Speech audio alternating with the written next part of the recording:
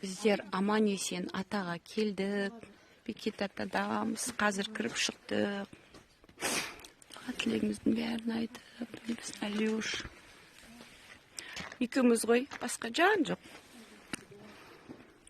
Басқа ешбір жан жоқ біз екеуміз. Жолымыз ап-ашық болды. Все легко и просто. Күшті келе жатыр, күшті барып келе жатырмыз. Прямо қандай.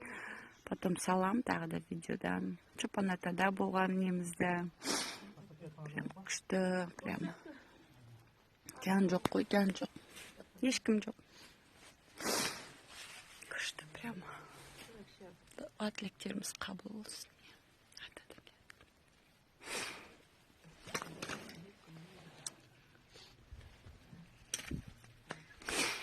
Күшті бәрі деген. Аллаға шүкір.